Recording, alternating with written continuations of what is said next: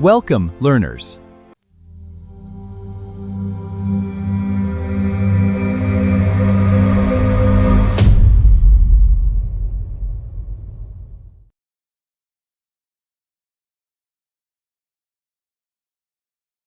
Were connected with religion, some were connected with war. During this early period, Rome was still learning how to become a real city. The Romans developed religious practices. They built basic political systems. They formed early social classes. They improved farming. They created public spaces. They learned from other people around them. And one of the most important groups around early Rome was the Etruscans. The Etruscans lived in central Italy, north of Rome. They were more advanced than early Romans in many ways. They had strong cities. They had good art. They had engineering knowledge. They influenced Roman religion, symbols of power, clothing, architecture, and city planning. Rome did not become great alone. Rome learned from others. This is very important. Many great civilizations grow by learning, borrowing, adapting, and improving. The Romans were very good at this. They did not always invent everything first, but they were excellent at taking useful ideas and making them stronger, bigger, and more organized. From the Etruscans, Romans learned many things about building and ruling. They also learned symbols of authority. For example, Roman kings used special signs of power. Later, Roman officials also used powerful symbols to show authority. Rome was slowly becoming more organized. But Roman society was not equal. There were different social classes. The most powerful families were called patricians. These were rich and noble families. They had land, status, and influence. The common people were called plebeians. They were farmers, workers, soldiers, and ordinary citizens. The plebeians were important because they worked, fought, and supported the city. But in the early days, they had less political power. This tension between rich and ordinary people became one of the biggest themes in Roman history. Rome was not only fighting outside enemies, Rome was also struggling inside its own society. Power was always a question. Who should rule? The rich, the king, the people, the army, the Senate? This question would shape Rome for centuries. Religion was also very important in early Rome. Romans believed that gods were connected to daily life. They believed gods watched over families, farms, war, marriage, birth, death, and the city itself. Religion was not only personal, it was political. Leaders used religion to guide decisions. Public ceremonies were important. Priests had influence. Before big events, Romans often looked for signs from the gods. This shows us how ancient people understood the world. They did not separate religion, politics, war, and society the way many people do today. For Romans, everything was connected. Family was also a strong part of Roman life. The father had great authority in the household. Respect for ancestors was important. Discipline was important. Duty was important. Romans valued strength, loyalty, seriousness, and service to the community. These values helped Rome grow. Rome's early people were not soft luxury seekers. They were practical people. They worked on land. They fought when needed. They respected discipline. They believed in duty. And slowly, these values became part of the Roman character. Another important thing in early Rome was the army.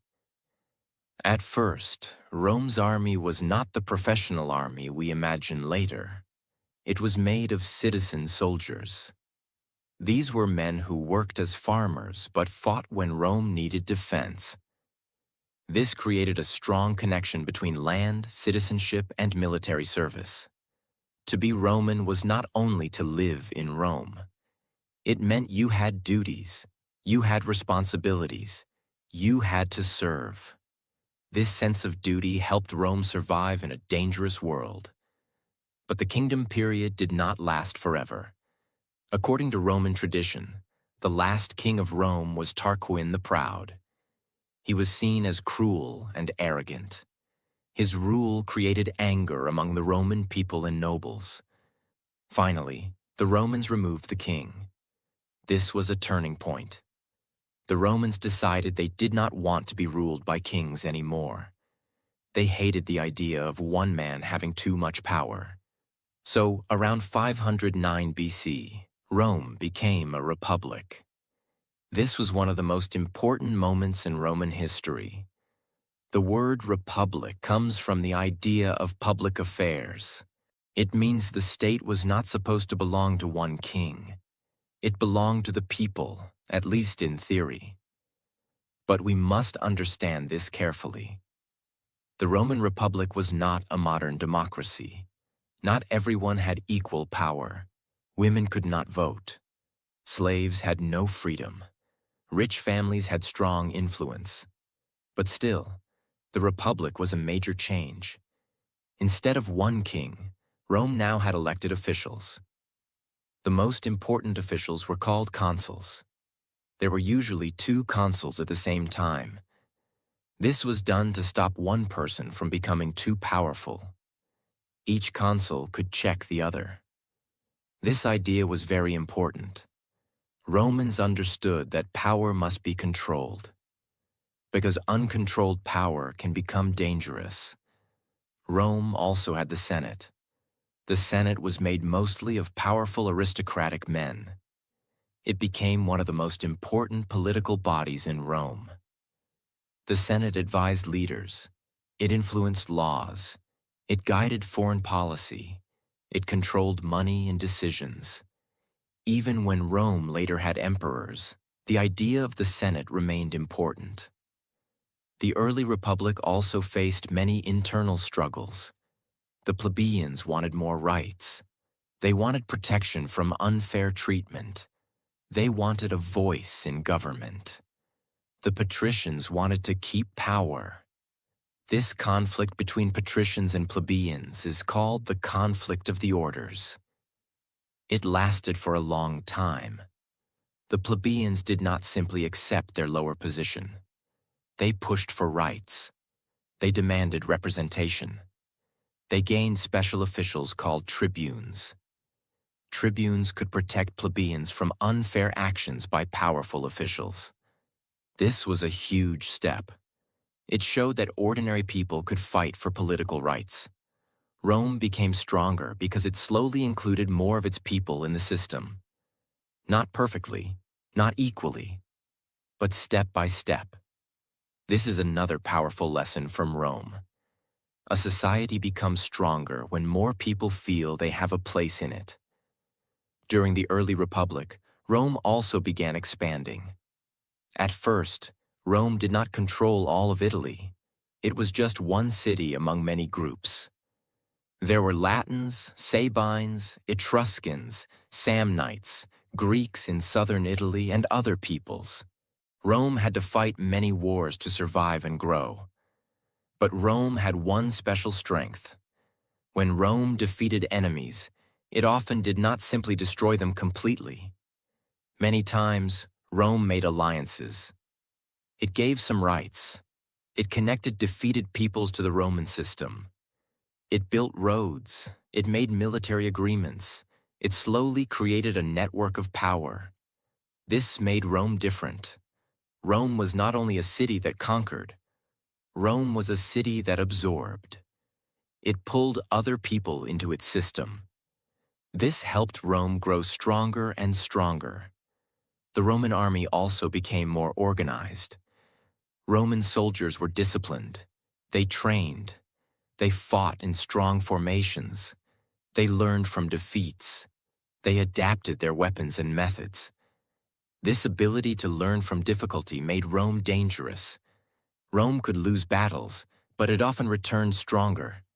That is one of the reasons Rome became great. It did not quit after failure. It studied failure. It adjusted. It continued. By the end of this first stage, Rome had changed completely. It began as small settlements near the Tiber River. It became a city. It was ruled by kings. It learned from the Etruscans. It developed religion, family values, social classes, and military discipline. It removed its kings. It created the Republic. It started building laws, offices, checks on power, and citizen responsibility. And then it began expanding across Italy. This was only the beginning. Rome was not yet the master of the Mediterranean world. It had not yet fought Carthage. It had not yet produced Julius Caesar. It had not yet created emperors. It had not yet become the Roman Empire. But the foundation was ready. The spirit was ready. The discipline was ready. The ambition was ready. Rome had learned how to survive.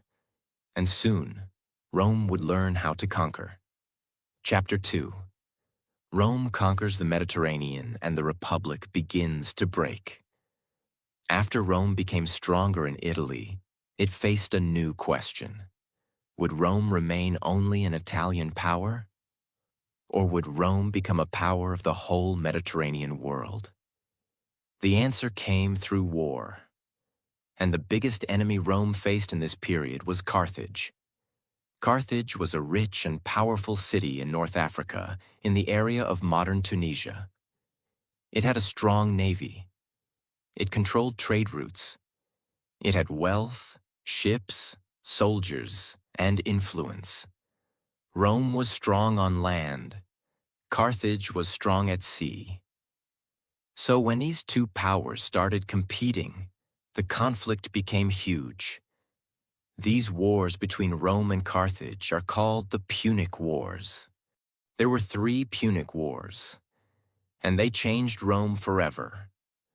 The First Punic War began in 264 BC. The main fight was for control of Sicily, an important island between Italy and North Africa. At that time, Rome was not a great sea power. Rome was better at land battles. But if Rome wanted to defeat Carthage, it had to learn naval warfare.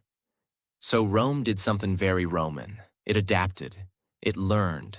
It copied useful methods. It built ships. It trained sailors. It turned weakness into strength. After many years of fighting, Rome won the First Punic War. Rome gained Sicily. This was very important because Sicily became Rome's first province outside Italy. This was the beginning of Rome as an overseas power. But Carthage did not disappear. It was wounded, but not finished. And soon, a man from Carthage would become one of Rome's greatest enemies. His name was Hannibal. Hannibal was a brilliant military commander. During the Second Punic War, he did something shocking. Instead of attacking Rome by sea, he led an army from Spain, crossed the Alps, and entered Italy from the north. This was extremely difficult. His army included soldiers, horses, and even war elephants. Many died during the journey. But Hannibal reached Italy, and for Rome, this was terrifying.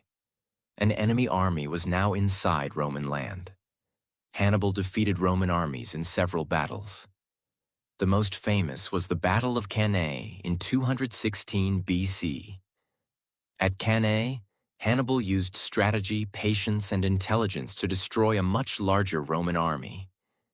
It was one of the worst defeats in Roman history. But here we see one of Rome's greatest strengths. Rome did not surrender. Many cities might have given up after such a disaster. But Rome continued. Rome raised new armies. Rome refused to accept defeat. Rome changed its strategy. Instead of fighting Hannibal directly again and again, Rome attacked Carthaginian power in other places.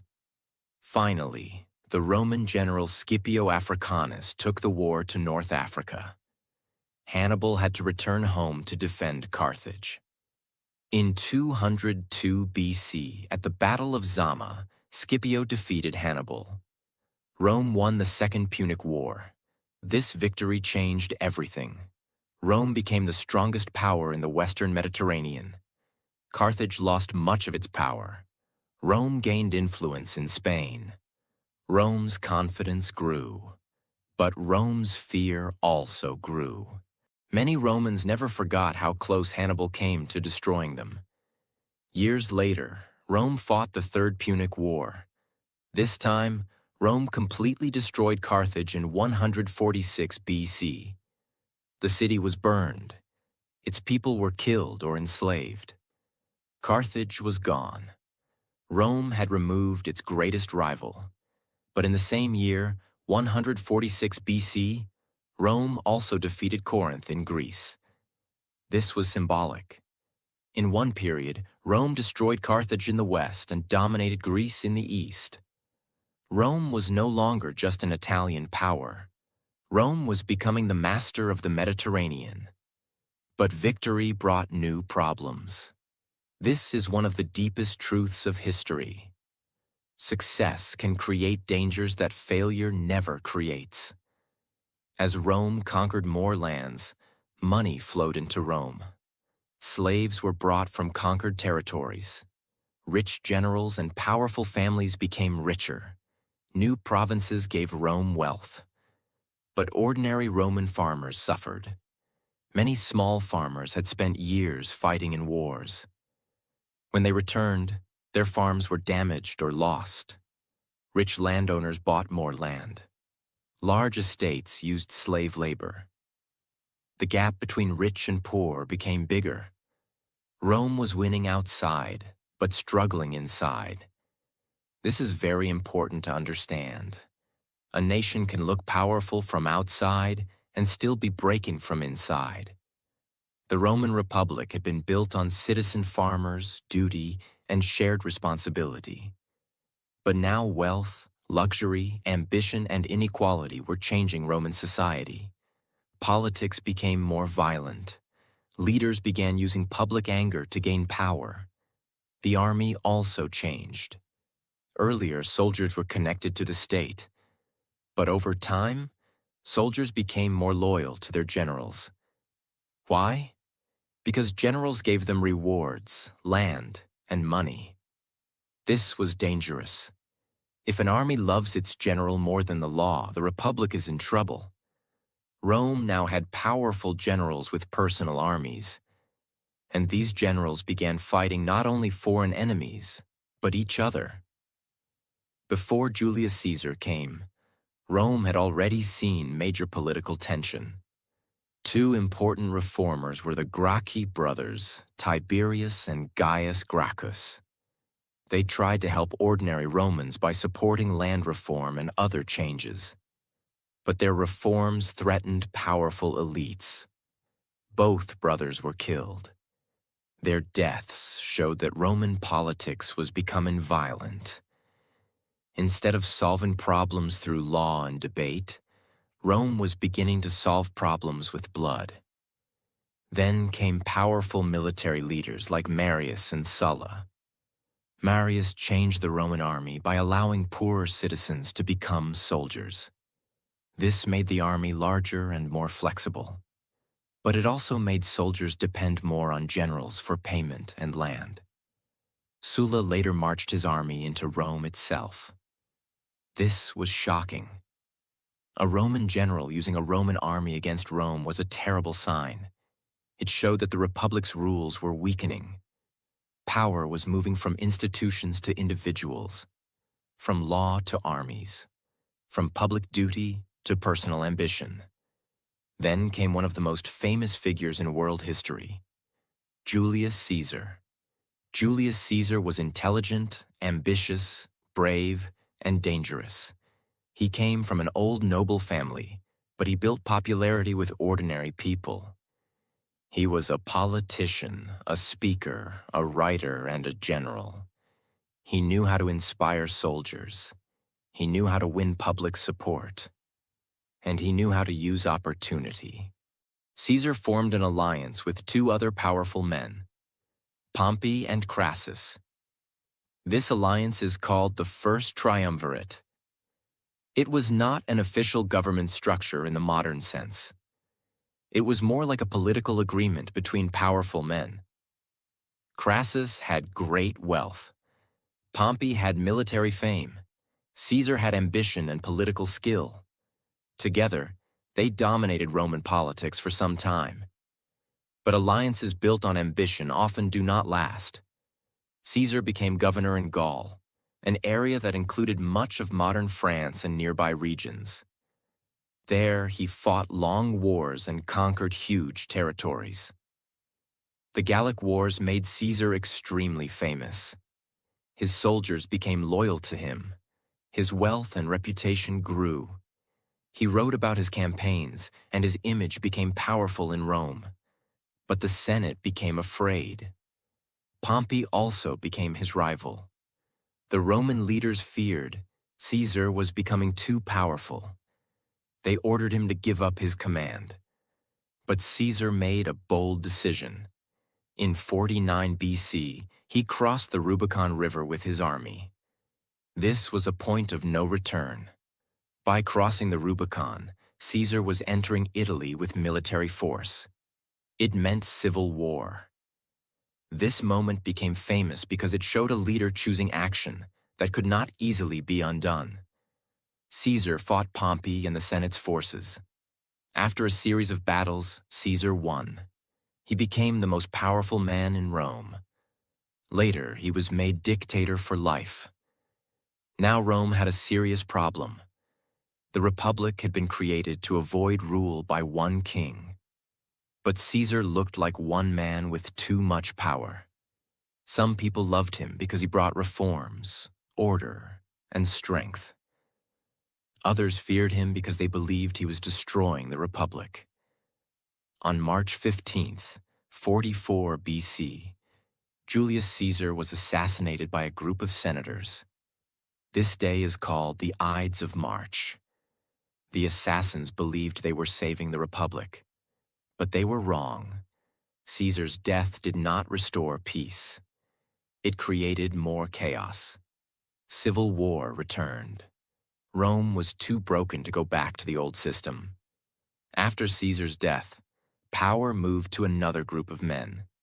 The most important were Mark Antony, Lepidus, and Octavian. Octavian was Caesar's adopted heir. He was young, but extremely intelligent and patient. At first, Octavian and Antony worked together, but soon they became rivals. Antony connected himself with Cleopatra, the Queen of Egypt. Cleopatra was powerful, intelligent, and politically skilled. Rome's conflict now became connected with Egypt. Finally, Octavian defeated Antony and Cleopatra at the Battle of Actium in 31 BC. Antony and Cleopatra later died. Egypt became part of Roman power. Octavian was now the strongest man in Rome. But Octavian was clever. He understood that Romans hated the word king. So he did not simply call himself king. Instead, he kept the appearance of republican traditions. The Senate still existed. Offices still existed. But real power was now in Octavian's hands. In 27 BC, he received the title Augustus. Augustus became the first Roman emperor. The Roman Republic was over. The Roman Empire had begun. Chapter 3. The Roman Empire. Power, peace, emperors, and the golden age of Rome. When Augustus became the first emperor, Rome changed forever. The old republic was gone. But Augustus did not want Rome to feel like it had lost its freedom completely. So he acted carefully. He respected old traditions in public. He honored the Senate. He used the language of peace and restoration. He said he was restoring Rome. But in reality, he was creating a new system. The emperor became the center of power. Augustus controlled the army. He controlled important provinces. He controlled money. He controlled political direction. He was not called king. But he had king-like power. This was one of Augustus's greatest skills. He understood that power is not only about what you control, it is also about how people see your control. Augustus brought stability after years of civil war. And people were tired of chaos. They wanted peace, they wanted safety, they wanted order. So many Romans accepted the new system. This period began what we call the Pax Romana. Pax Romana means Roman peace. It lasted for about 2 centuries. Of course, it was not perfect peace everywhere. There were wars on borders, there were rebellions, there were political problems. But compared to the civil wars before it, this period brought great stability across the empire. Trade became safer. Roads connected cities. Armies protected borders. Laws organized society. Cities grew. Architecture flourished. Roman culture spread. The Mediterranean Sea became almost like a Roman lake because Rome controlled lands around it. People, goods, ideas, soldiers, merchants, and officials moved across the empire. This was one of Rome's great strengths. Connection. Rome connected different lands under one system. Spain, Gaul, Italy, Greece, Egypt, North Africa, Asia Minor, Syria, Judea, and many other areas. These places were not all the same. They had different languages, cultures, religions, and histories. But Rome connected them through roads, law, taxes, cities, trade, and military power. Roman roads were one of the greatest achievements of the empire. They were built for armies first, but they also helped trade and communication. A strong road system allowed Rome to move soldiers quickly. It allowed messages to travel. It allowed goods to move. It made the empire feel connected. There's a famous saying, "All roads lead to Rome." This saying became famous because Rome was the center of a huge network. Roman engineering was also amazing. The Romans built aqueducts to bring water into cities. They built bridges. They built public baths. They built amphitheaters. They built temples. They built forums. They built strong walls. They built cities that showed power and order. The Colosseum in Rome is one of the most famous examples. It was a huge amphitheater where public shows were held. Gladiator fights, animal hunts, and other events entertained the people. But the Colosseum also shows something deeper about Rome. Rome understood the power of public spectacle. Leaders knew that people needed food, entertainment, and a feeling of greatness. Public games were not only fun, they were political. They helped emperors gain popularity. They reminded people of Roman power. This is why Rome was not only built with armies, it was also built with symbols, buildings, ceremonies, triumphs, statues, coins, stories. Everything told people, Rome is powerful, Rome is eternal, Rome is the center. Roman law was another major achievement. Rome created legal ideas that influenced later societies for centuries. The Romans cared about contracts, property, citizenship, courts, and public order. Roman law was not always equal or fair by modern standards. Slavery existed. Women had limited rights. Class differences remained. But Roman legal thinking became one of Rome's most lasting legacies. It helped organize a huge empire. Citizenship was also important. At first, Roman citizenship was limited. But over time, more people in the empire gained it. Citizenship gave status, legal protection, and identity. This helped Rome absorb people into its system. Rome did not only rule through fear. It also ruled by giving some people a reason to join Roman identity. This was a powerful strategy. Now let us understand Roman emperors. After Augustus, not every emperor was good. Some were capable, some were weak, some were cruel, Some were unstable. Some were brilliant. This is one problem with empire. When one person holds great power, the quality of that person matters deeply. A good emperor can bring order. A bad emperor can bring fear. After Augustus came emperors like Tiberius, Caligula, Claudius, and Nero. This early imperial family is called the Julio-Claudian dynasty. Tiberius was experienced but suspicious. Caligula became famous for cruelty and strange behavior. Claudius was underestimated, but he helped expand and organize the empire. Nero became one of the most infamous emperors. He is remembered for tyranny, extravagance, and the Great Fire of Rome in 64 AD. After Nero died, Rome entered a short but chaotic period, called the Year of the Four Emperors in 69 AD.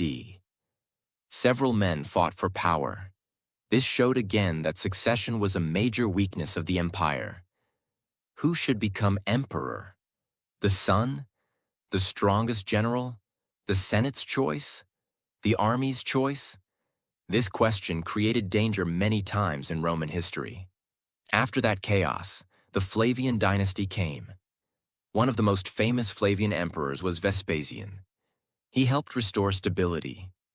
His son Titus completed the Colosseum. Another son, Domitian, ruled with authority but also fear. Then came one of the greatest periods in Roman imperial history, the age of the 5 good emperors. These emperors were Nerva, Trajan, Hadrian, Antoninus Pius, and Marcus Aurelius. This period is often seen as one of Rome's best ages. The empire was stable. Government worked well. The economy was strong. The borders were protected. The empire reached its greatest size under Trajan. Trajan conquered Dacia, an area roughly connected to modern Romania. Rome became larger than ever before. Under Hadrian, Rome changed focus. Hadrian understood that endless expansion was dangerous. So instead of always conquering more, he focused on defending and organizing the empire. Hadrian's Wall in Britain is a famous symbol of this policy. It marked the northern edge of Roman power in Britain.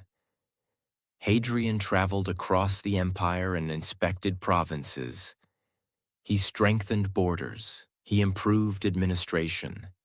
He showed that sometimes wisdom is not in expanding more, but in controlling what you already have.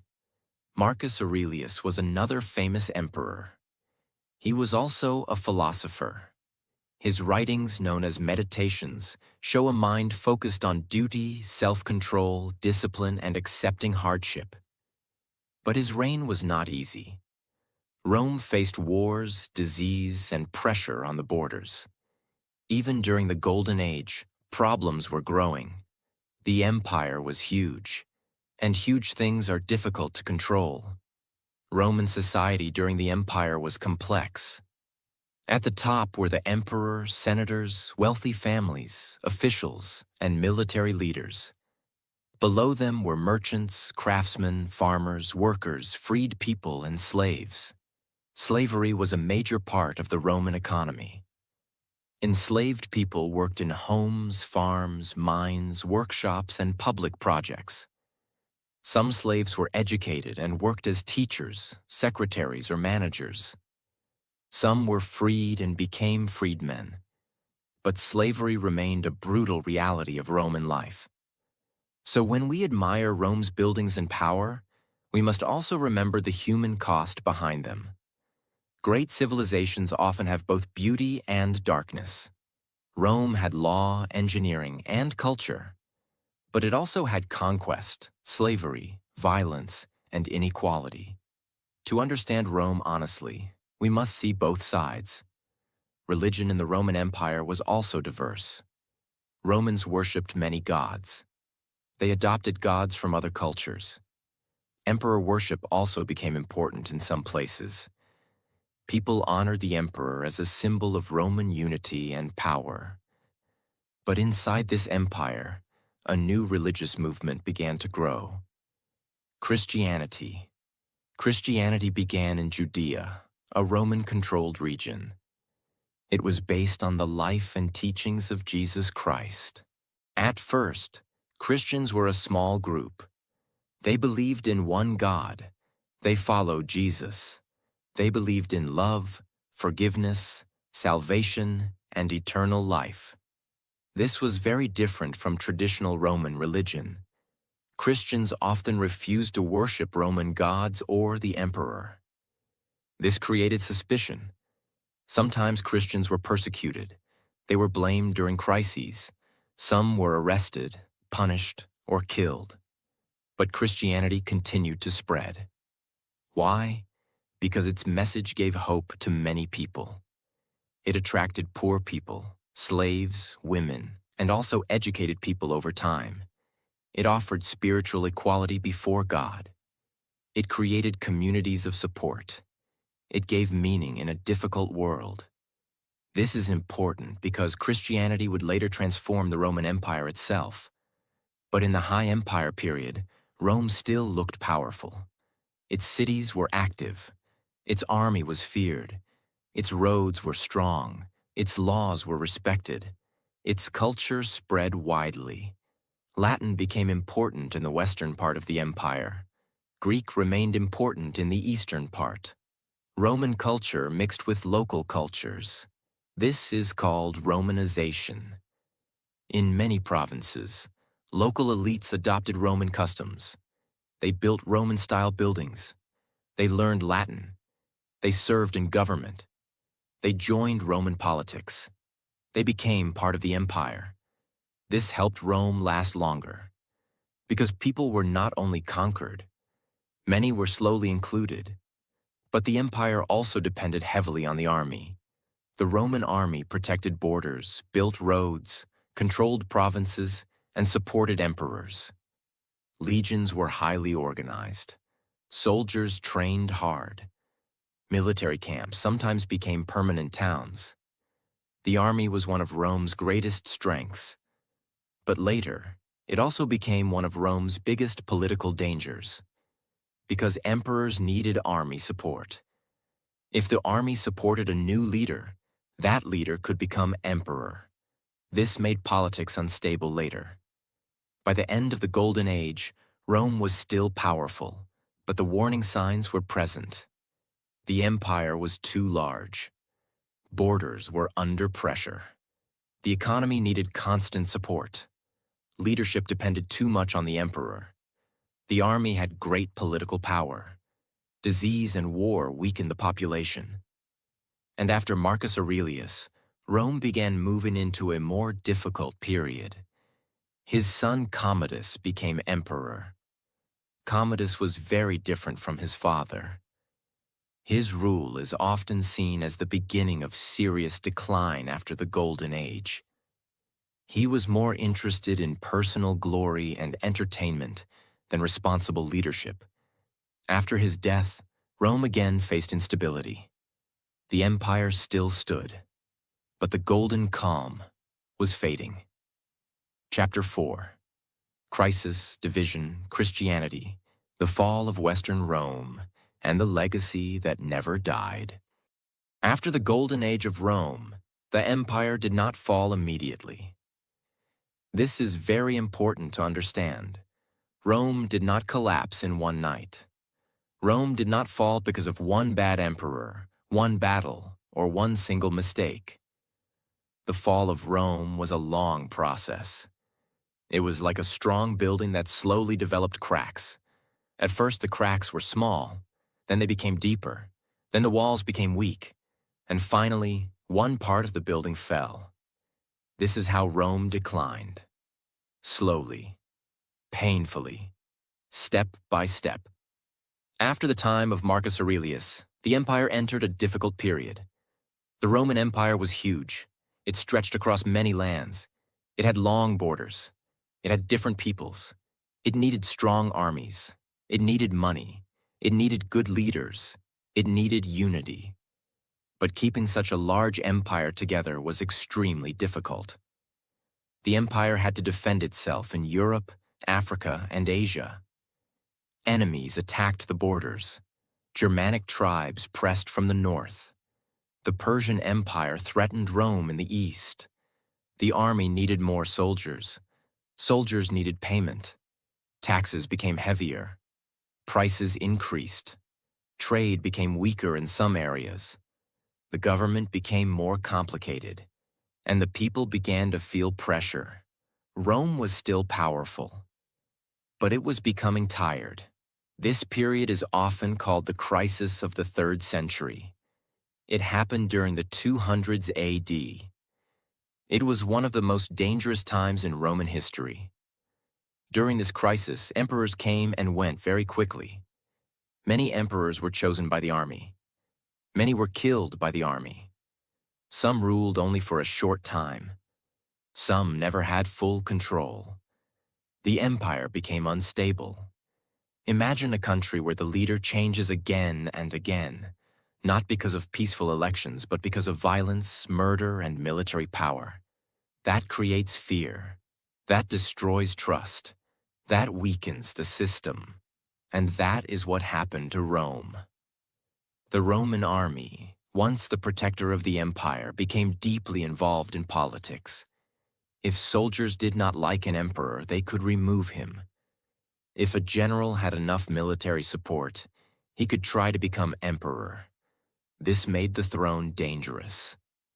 Power became less about law and more about force. This is one of the strongest lessons from Rome. When institutions become weaker than personal ambition, a nation begins to suffer. During this time, parts of the empire even broke away for a while. In the west, there was a breakaway region called the Gallic Empire. In the east, the city of Palmyra became powerful under Queen Zenobia. Rome looked like it might break into pieces, but Rome did not die yet. Strong leaders appeared and tried to save it. One of them was Emperor Aurelian. He ruled in the late 200s AD. Aurelian was a powerful military leader. He reunited parts of the empire. He defeated enemies. He restored Roman control. He was even called restorer of the world. This shows us something important. Rome was weak, but not finished. The empire could still recover when strong leadership appeared. But recovery did not mean the old problems disappeared. The empire needed deeper reform. Then came Emperor Diocletian. Diocletian became emperor in 284 AD. He understood that the empire was too large for one man to control easily, so he made a major change. He divided power. He created a system called the Tetrarchy. Tetrarchy means rule by 4. There would be 2 senior emperors and 2 junior emperors. One part of the leadership would focus on the west. Another part would focus on the east. The idea was simple. If the empire was too big for one ruler, then share responsibility. Diocletian also strengthened the army. He changed the tax system. He made government more organized.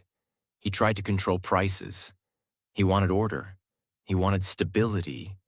He wanted discipline. Diocletian helped save the empire from immediate collapse. But his reforms also made the empire more controlled and more expensive to run. More government meant more taxes. More soldiers meant more money. More control meant less freedom for many people. Rome survived, but it changed. It became less like the old classical empire and more like a heavy military state. After Diocletian, another major leader appeared, Constantine the Great. Constantine changed Roman history forever. He became powerful after years of civil war. In 312 AD, he won the Battle of the Milvian Bridge. This battle became famous because it was connected with Christianity. According to tradition, Constantine saw a Christian sign before the battle and believed he received divine support. After he became emperor, Christianity gained protection. In 313 AD, The Edict of Milan allowed Christians to worship freely. This was a huge turning point. For many years, Christians had sometimes been persecuted, but now Christianity was accepted. Later, Christianity would become one of the most powerful forces in the Roman world. Constantine did not only change religion, he also changed the center of power. He built a new capital in the east. The city was called Constantinople. Today, it is known as Istanbul. Constantinople was built on the old Greek city of Byzantium. Its location was excellent. It connected Europe and Asia. It was close to important trade routes. It was easier to defend. It was rich, strategic, and powerful. By creating Constantinople, Constantine showed that the eastern part of the empire was becoming more important. Rome, the city, was still symbolic. But real power was slowly moving east. This was one of the biggest changes in Roman history. The Roman Empire was no longer centered only on old Rome. It had a new heart, a new capital, a new direction. Christianity continued to grow. At first, Rome had been a world of many gods. But over time, Christian belief became stronger and stronger. In 380 AD, Christianity became the official religion of the Roman Empire under Emperor Theodosius I.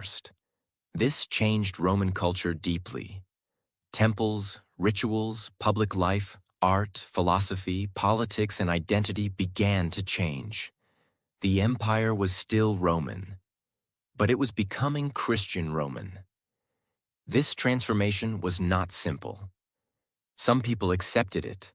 Some resisted it. Old beliefs did not disappear instantly. But the spiritual direction of Rome changed forever. Theodosius was also important for another reason. After his death in 395 AD, the empire was permanently divided between East and West. There was an Eastern Roman Empire, and there was a Western Roman Empire. This division was meant to make ruling easier.